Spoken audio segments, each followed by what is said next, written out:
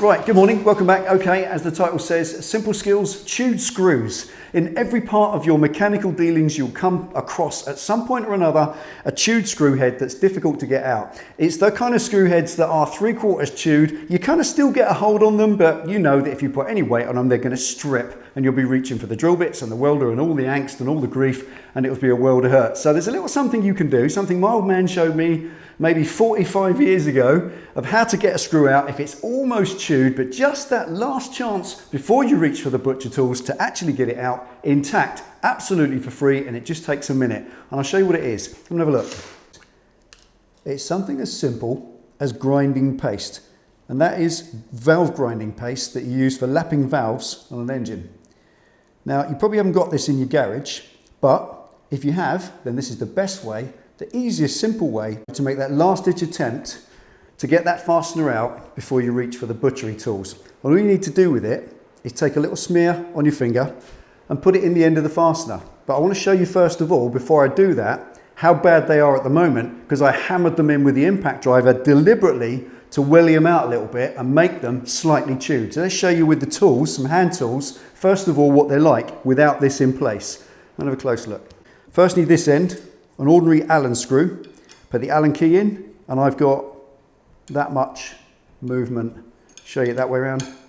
That much movement on it, free movement due to the stretching in the screw head. Again, same goes for the crosshead screw in the middle.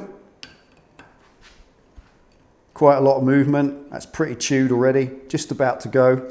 And finally, in this end, I've got a Torx bolt from a brake disc. If I put it in there, as you can see, there's again that dangerous free play that's going to strip.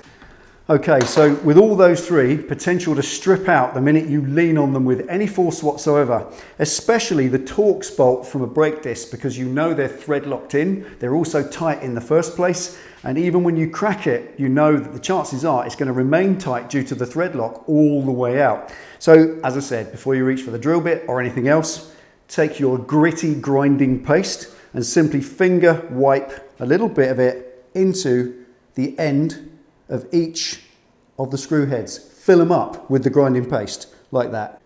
That one in the crosshead screw, just fill them up, and then in the Torx head as well. So each one of them filled up with coarse grit grinding paste. There we are, all nicely filled. Now let's see the difference that makes with the tools. First of all, let's go for the screwdriver. Okay, a standard screw head, that's likely to be the most likely that you'll have slightly chewed, because over time they just get chewed. Incorrect size screwdrivers, all that sort of thing. Let's see how that works. I'm going to put it in the other end, pop that in the top. And you'll feel it all gritty, it bites into the screw. Press down nice and hard. And there it is. It's got the screw. Nice one. Next we'll go for the Torx bolt, and I'm going to use the side of the shaft so it gives me lots of purchase. Pop it in, and you can hear that lovely satisfying crunch as it goes in amongst the grit. Wriggle it all in, and that grit itself on grinding paste, it's very sharp and it will bite into the metal and give it that extra purchase. Plus at the same time, the grinding paste is packing out the free space that's causing that free play. So again, pressing down, give it a good bit of welly. And there it is, got it each time. Lovely. And the one that's probably the most likely to give you grief is the Allen screw. Allen screws tend to welly out more than the other two. We don't have many crosshead screws on bikes these days. There really are only a half a dozen on any given bike. Torx bolts, well, if you've got a Harley Davidson, then they are your world and you'll know all about it, especially the magical T27. But generally, Torx bolts don't tend to strip out unless they've been hammered by the wrong tool or by somebody who's just been not given the right care and has tried it at an angle, that sort of thing, if that's bad handling. But Allen screws, they just wear out. They get to a point where they just strip anyway, as you found them on your brakes, brake pins especially, because it just sees in place. So this was the one with the most free play. Let's see how it goes with this and the grinding paste in it. You can feel it finding its way in, pushing the grit out the way and packing out that space. And let's lean on it, see what it does. Here we go. all the way out. Awesome, right.